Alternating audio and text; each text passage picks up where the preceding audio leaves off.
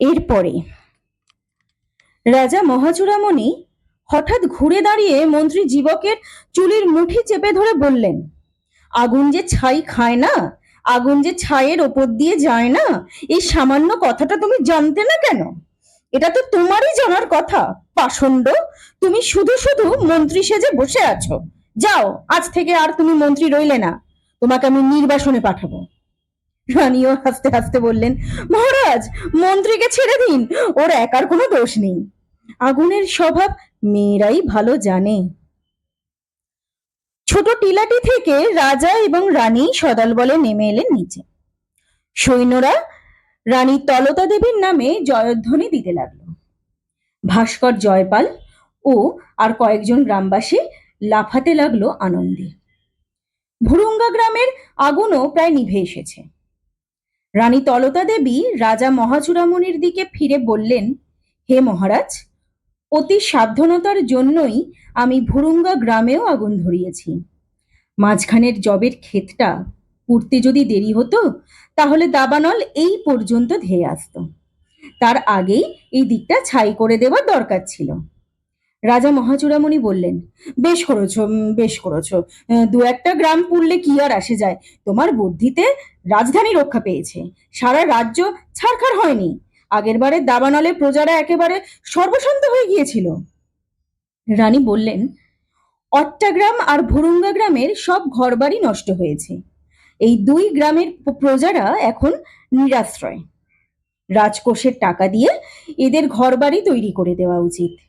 রাজা তৎক্ষণাৎ বললেন, অবশ্যই অবশ্যই, মন্ত্রী, ঘোষণা করে দাও, অট্টা আর ভুরুঙ্গার প্রজারা ঘরবাড়ি তৈরি করার জন্য রাজকোষ থেকে অর্থ পাবে।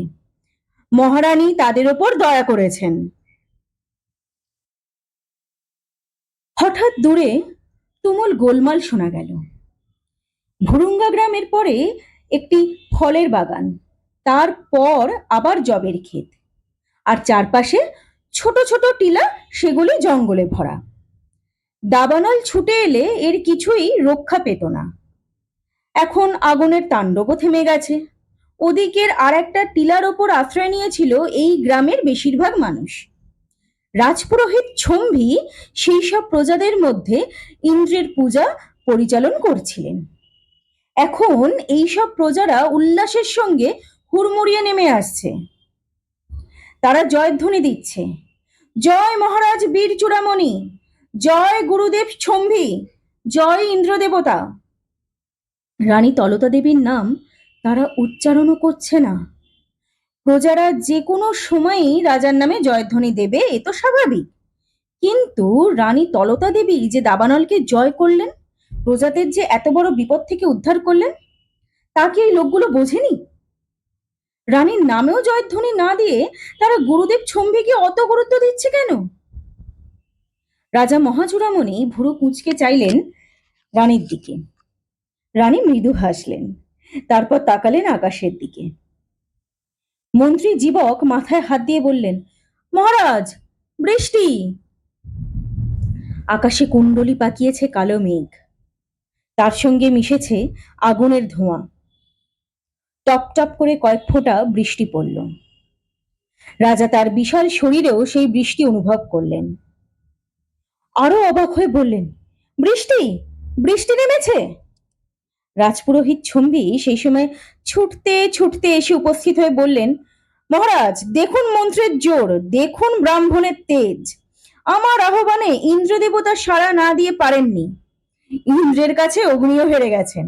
দাবানল আর এগিয়ে আসবে না। মহাচূড়ামণি বললেন, দাবানল তো মহারানীর বুদ্ধিতে আগেই থেমে গেছে। গুরুদেব, আপনি কি আগে জানতেন যে আগুন কখনো ছাই খায় না? ছম্বি বললেন, সে কথা কে না জানে, কিন্তু এই মহা দাবানল বৃষ্টি দেখে ভয় পেয়েছে। মহাচূড়ামণি বললেন, কিন্তু বৃষ্টি নামবার আগেই তো দাবানল। রানী তলতা দেবী বললেন, মহারাজ, রাজপুরোহিত ঠিকই বলেছেন। আকাশে বৃষ্টির সম্ভাবনা দেখেই দাবানল নিভে গেল। গুরুদেব ছম্বিকে আমার প্রণাম জানাই। প্রজারা আবার রাজপুরোহিত ছম্বির নামে জয়ধ্বনি দিল। বৃষ্টি কিন্তু মাত্র এক পশলা হয়েই থেমে গেল, তাতে ভালো করে মাটিও ভিজল না। মহাচূড়ামণি খুঁত খুঁত করতে লাগলেন। এইটুকু বৃষ্টিতে সামান্য আগুনও নিভে যাওয়ার কথা নয়। দাবানল তো লম্বা লম্বা জিভ দিয়ে বৃষ্টি চেটে খেয়ে ফেলতে পারে।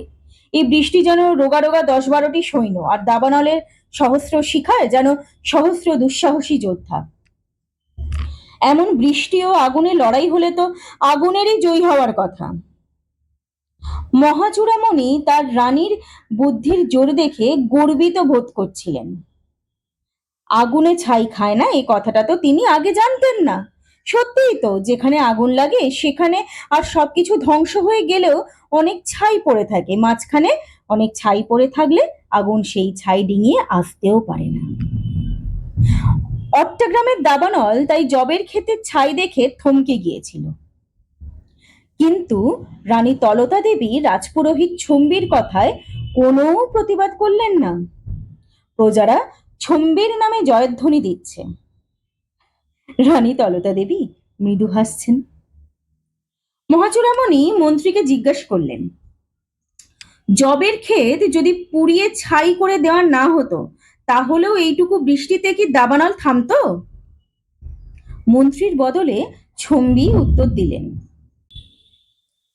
মন্ত্রীর বদলে ছম্বি উত্তর দিলেন, মহারাজ, দেবরাজ ইন্দ্র শুধু একটি তীর ছুঁড়েই অগ্নিকে ভয় পাইয়ে দিয়েছেন, তাই আর যুদ্ধ করার কোনো দরকার হয়নি।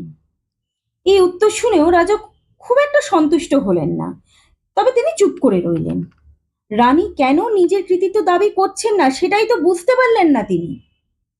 সকলে মিলে সেই রাত্রে ফিরে এলেন রাজধানীতে। দাবানলের হাত থেকে রাজধানী রক্ষা পেয়েছে বলে প্রজারা আনন্দ উৎসব করতে লাগলো সারা রাত ধরে। রাজা মহাচূড়ামণি আবার নিশ্চিন্ত মনে ঘুমাতে গেলেন। তিনি জাগলেন পরদিন প্রায় সন্ধ্যের সময়। একমাত্র খিদে পেলেই তার ঘুম ভাঙে। তার ঘুম ভাঙানোরও একটা বিশেষ ধরন আছে। তিনি প্রহরের পর প্রহর চিত হয়ে ঘুমন। মেঘ গর্জনের মতো তার নাক ডাকে। কয়েকজন কাজের লোক পালা করে বসে থাকে দরজার কাছে। তারা খুব মনোযোগ দিয়ে সেই নাক ডাকা শোনে। কোনো এক সময় হঠাৎ নাসিকা গর্জন বন্ধ হয়ে যায়, তখন রাজা পাশ ফেরেন। সেই সময়ই কাজের লোকেরা বুঝতে পারে এইবার রাজার জেগে ওঠার সময় হয়েছে। পাশ ফেরা মাত্রই অবশ্য রাজা জাগেন না। তিনি কিছুক্ষণ ছটফট করতে থাকেন, একবার এপাশ একবার ওপাশ ফেরেন, নিজের গায়ে চাপড় মারেন। এইরকম কিছুক্ষণ চলার পর তিনি চোখ বুজেই বলে ওঠেন, বুক শুকিয়ে গেল, জল জল।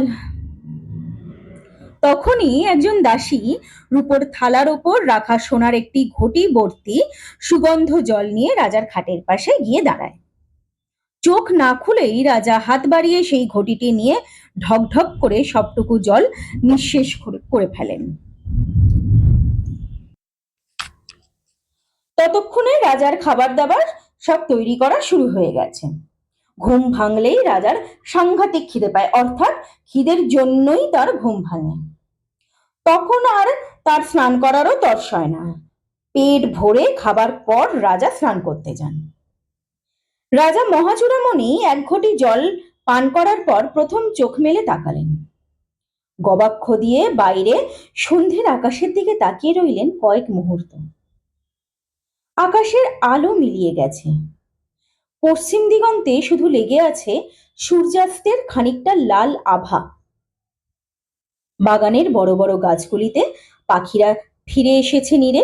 রাত নেমে আসার আগে তারা প্রত্যেকেই একবার গলা খুলে ডেকে নেয়। রাজা একজন দাসীকে জিজ্ঞাসা করলেন, এখনো ভোর হতে কত বাকি আছে? দাসী মাথা নিচু করে বলল, মহারাজ, এখন সন্ধ্যা। রাজা এবার উঠে বসলেন। এখন সন্ধ্যা শুনেই তার খিদে যেন দ্বিগুণ বেড়ে গেল। সুসীম নামে একজন কাজের লোক সঙ্গে সঙ্গে ছুটে এলো রাজাকে পাদুকা পরাতে। রাজা নাগরা পায়ে দিয়ে খাট থেকে নেমে দাঁড়াতেই তার একটা কথা মনে পড়ল। তিনি সুসীমের দিকে তাকিয়ে বললেন, এই, তুই কেন জুতো পরাতে এলি? আমার ভূতপূর্ব সেনাপতি চম্পক কোথায়? তাকেই তো আমি পাদুকা পরাবার কাজে নিযুক্ত করেছি। সুসীম বলল, মহারাজ, আমি কি এ কাজের অনুপযুক্ত? আপনার পাদুকায় সামান্য ধুলো পড়লেও আমি জিভ দিয়ে চেটে তা পরিষ্কার করি। রাজা বললেন, তাই নাকি? তোর এত সাহস, তুই আমার জুতোয় জিভ ছোঁয়াস? কে তোকে অনুমতি দিয়েছে? আজই তোর ওই জিভ কেটে ফেলতে হবে। সুসীম একটু ভয় না পেয়ে বলল, আমার জিভ কাটা গেলে মহারাজ যদি খুশি হন তবে সে তো আমার পক্ষে খুবই সৌভাগ্যের ব্যাপার। আমি এই মুহূর্তেই জিভ বিসর্জন দিতে রাজি আছি। তবে তবে তবে রাজা ধমক দিয়ে বললেন, আবার তবে তবে কি? সুসীম বলল, মহারাজ, আমার গল্প শুনে রাজকুমারেরা খুব খুশি হয়। মহারানীও আদেশ দিয়েছেন প্রতিদিন রাজকুমারদের 2টি করে গল্প শোনাবে। জিভ কাটা গেলে তো সেটা আর হবে না। রাজা এক মুহূর্ত চিন্তা করে বললেন, জিভ কাটা গেলে রাজকুমারদের গল্প শোনাতে পারবি না, তাই না? উম ঠিক আছে, তবে তোর জিভ রইল। তুই এখন থেকে রাজকুমারদেরই গল্প শোনাবে আর জুতো পরাবি, কিন্তু খবরদার রাজকুমারদের জুতোয় জিভ ঠেকাবি না কখনো। সুসীম বলল, যথাজ্ঞা প্রভু। রাজা জিজ্ঞাসা করলেন, কিন্তু চম্পক কোথায় গেল? কাল থেকে সেই আমার পাদুকা সেবা করবে। সুসীম বলল, মহারাজ, কাল রাত্রি থেকে সেনাপতিকে আর খুঁজে পাওয়া যাচ্ছে না। কেউ কেউ বলছে তিনি মনের দুঃখে বুঝি আত্মহত্যাই করে বসেছেন। রাজা মহাচূড়ামণি হুঙ্কার দিয়ে বললেন, কি? তার এত বড় সাহস? ওরে, কে আছিস? এক্ষুনি চম্পককে ধরে নিয়ে আয়। যেখান থেকে পারিস তাকে ধরে আন, জীবিত অথবা মৃত। এরপর রাজা গেলেন খাওয়ার ঘরে। মেঝেতে গালিচা পাতা, তার সামনে একটা মস্ত বড় কাঠের পরাতের ওপর একটা আস্ত হরিণের ঠ্যাং ঝলসানো। এছাড়া 10-12টা পাথর বাটি ভর্তি দই আর চাটনি। রাজা মহাচূড়ামণি ভাত কিংবা রুটি খান না। দই ও চাটনির সঙ্গে নানা রকম মাংসই তার প্রিয় খাদ্য। হরিণের ঠ্যাংটি শেষ করার পর তিনি খেলেন 4খানা বন্য কুক্কুট ভাজা। খাওয়া শেষ করার পর তিনি পেছনের গোল অলিন্দে এসে দাঁড়িয়ে ভাবতে লাগলেন, আজ আর স্নান করবেন কি করবেন না। একটু পরে তিনি স্থির করলেন, না, আজ আর দরকার নেই। মেয়েরা প্রত্যেকদিন স্নান করে বটে, কিন্তু পুরুষদের 8-10 দিন অন্তর স্নান করলেই চলবে। ঠিক এখনই ঘুম আসছে না, তাহলে কি করে সময় কাটানো যায়? রাজা মহাচূড়ামণি গান বাজনা শুনতে ভালোবাসেন না, কিছু বোঝেনও না। তার সভায় একজন রাজকবি আছেন বটে, কিন্তু রাজা নিজে সভাতে প্রায় যান না, তাই কবিতাও শোনা হয় না। পাত্রমিত্রদের সঙ্গে বসলে সবাই মিলে তার এমন প্রশংসা ও তোষামত করে যে রাজার কান ঝালাপালা হয়ে যায়। রাজার একমাত্র ভালো লাগে যুদ্ধ বিগ্রহে ব্যস্ত থাকতে, কিন্তু তিনি সদ্য একটা যুদ্ধ করে এসেছেন। এখন আর শত্রুর আক্রমণের সম্ভাবনা নেই। লোকে ভাবে রাজারা বুঝি সবসময়ই খুব ব্যস্ত থাকে। আসলে রাজাদেরও এক একদিন কিছুতেই সময় কাটতে চায় না। রাজা মহাচূড়ামণি অলিন্দে দাঁড়িয়ে উদ্যানের শোভা দেখতে লাগলেন একা একা। একটু পরে একজন দৈবারিক এসে জানালো যে মন্ত্রী জীবক একবার রাজার সঙ্গে দেখা করতে চান। রাজা সম্মতি জানালেন। মন্ত্রী এসে অভিবাদন করে দাঁড়াতেই রাজা জিজ্ঞাসা করলেন, কি হে মন্ত্রী, রাজ্যের সব কুশল তো? আবার কোনো দুঃসংবাদ আনোনি তো? মন্ত্রী বললেন, না মহারাজ, দুঃসংবাদ কিছু নেই। রাজা বললেন, বাহ, তাহলে তুমি এমনি দেখা করতে এসেছো আমার সঙ্গে, তাই তো? মন্ত্রী বললেন, আপনার ঠিক মতন নিদ্রা হয়েছে কিনা সেটাই জানতে এসেছিলাম, আর একটি প্রশ্নও ছিল। গত যুদ্ধে আমাদের প্রায় 400টি ঘোড়া নিহত হয়েছে। সৈন্যবাহিনীর জন্য আবার ঘোড়া কেনা দরকার। শিগগিরই প্রয়াগের মেলায় অশ্বের হাট বসবে। সেখান থেকে অশ্ব কিনলে কিছু কম দামে পাওয়া যাবে। রাজা বললেন, তাহলে প্রয়াগের মেলা থেকেই কিনে ফেলো 400 ঘোড়া। মন্ত্রী একটু ছোট্ট কাশি দিয়ে বললেন, মহারাজ, বলছিলাম কি, এখন রাজকোষে অর্থ বেশি নেই।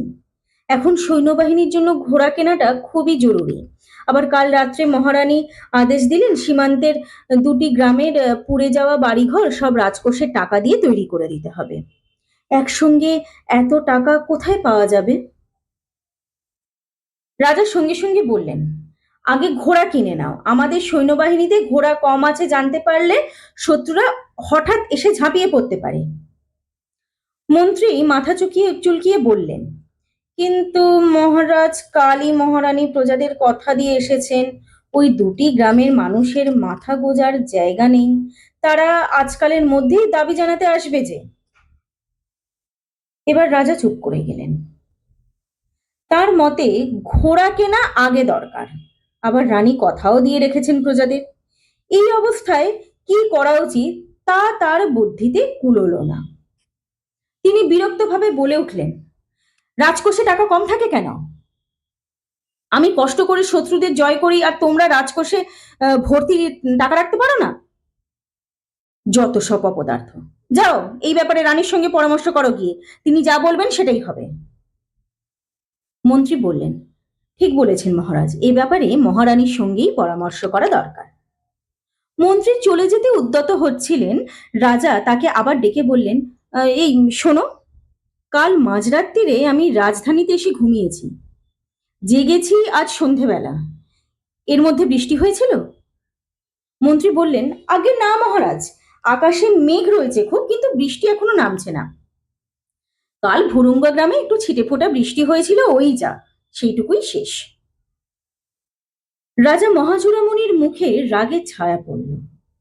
তিনি মন্ত্রীর দিকে রক্তচক্ষে তাকিয়ে বললেন, ওইটুকু বৃষ্টিতে দাবানল আটকাতো না? দাবানল থেমেছে মহারানীর বুদ্ধিতে, তাই না? তবু লোকে পুরোহিত ছম্বের নামে জয়ধ্বনি দিল, আর তুমিও তাতে গলা মিলিয়েছিলে কেন হে? মন্ত্রী এবার রাজার খুব কাছে এগিয়ে এলেন, গোপন কথা বলার মতন ফিসফিস করে বললেন, মহারাজ, পুরোহিত ছম্বির প্রার্থনায় যে বৃষ্টি থেমেছে এবং সেই জন্যেই অগ্নির দৌড় থেমে গেছে, লোকের মনে এই কথাটা বিশ্বাস করানোই ভালো। পুরোহিত ছম্বি ঠিক কাজই করেছেন। রাজা কর্কশ করায় বললেন, কি করে এটা ঠিক কাজ হলো? দাবানল দেখে পুরোহিত প্রথমে ভয় পাননি? তিনি আমাকে রাজধানী ছেড়ে পালাবার পরামর্শ দেননি? তখন কেন ইন্দ্রের কাছে প্রার্থনা করার কথা ওর মনে আসেনি? ভুরুঙ্গা গ্রামে গিয়ে যেই দেখলেন যে আকাশে মেঘ আছে, অমনি তিনি অং বং চং মন্ত্র পড়তে শুরু করলেন। ওইটুকু বৃষ্টি হওয়াও যা, না হওয়াও তা। দাবানল থেকে এ রাজ্যকে রক্ষা করেছেন আমার রানী। মন্ত্রী বললেন, তবু কি ভাগ্য যে ওইটুকু বৃষ্টি নেমেছিল, তাই পুরোহিতের মান রক্ষা হলো। মহারাজ, আপনার চেয়ে যদি রানীর খ্যাতি বেশি বেড়ে যায়, সেটা কিন্তু রাজ্যের পক্ষে ভালো নয়। রাজা খানিকটা হকচকিয়ে গিয়ে বললেন, রানীর বেশি খ্যাতি ভালো নয় কেন? ভালো নয় কেন? মন্ত্রী বললেন, প্রজারা যদি টের পেয়ে যায় রাজার চেয়ে রানীর বুদ্ধি বেশি, তাহলে কি তারা আপনাকে আর সম্মান করবে? রাজা বললেন, আমার চেয়ে রানীর বুদ্ধি বেশি? হুম, তা তো বটেই, তা তো বটেই। তোমার চেয়েও রানীর বুদ্ধি বেশি। দাবানল কি করে থামাতে হয় তা তুমিও জানতে না, ওই পুরোহিত ছম্বিও জানতেন না। রানীর বুদ্ধি বেশি সেটা তো সত্যি কথা, প্রজারা তা জানতে পারলে দোষ কোথায়? মন্ত্রী বললেন, মহারাজ, তাহলে প্রজারা মনে করবে রানী এই রাজ্য চালাচ্ছেন, আপনি কেউ না। রাজা এবার হেসে বলে উঠলেন, যত সব তোমাদের অদ্ভুত কথা। আমি বাহুবলের শত্রু জয় করি, আমি না থাকলে আমার সৈন্যরা অনাথ, তা সকলেই জানে। রাজ্যের রাজকর্ম চালাবার ব্যাপারে রানী অনেক সময় বুদ্ধি দেন, সেটা তো ভালোই। মন্ত্রী বললেন, মহারাজ, শুধু এটুকুতেই শেষ নয়। আজ সবাই জেনে গেছে যে আপনি যাদের শাস্তি দেন রানী তাদের ক্ষমা করে দেন। এরপর আপনার কথা আর কেউ মানতে চাইবে না। রাজা হেসে বললেন, কাল রাত্রে রানীর অনুরোধে আমি তোমাকেও ক্ষমা করে দিয়েছি। মন্ত্রী যেন এই কথাটা শুনতেই পাননি এমন ভান করে বললেন, আসল কথাটা ভেবে দেখুন মহারাজ, মহারানী তলতা দেবী যখন ছোট ছিলেন তখন উনি নিজের পিতার রাজ্যে সিংহাসনে বসতে চেয়েছিলেন, সিংহাসনের ওপর ওর একটা লোভ আছে। একদিন হয়তো উনি আপনাকেও সরিয়ে দিয়ে এই রাজ্যের সিংহাসনে বসবেন। এবার রাজা মহাচূড়ামণির চোখ দুটো গোল গোল হয়ে গেল। তারপর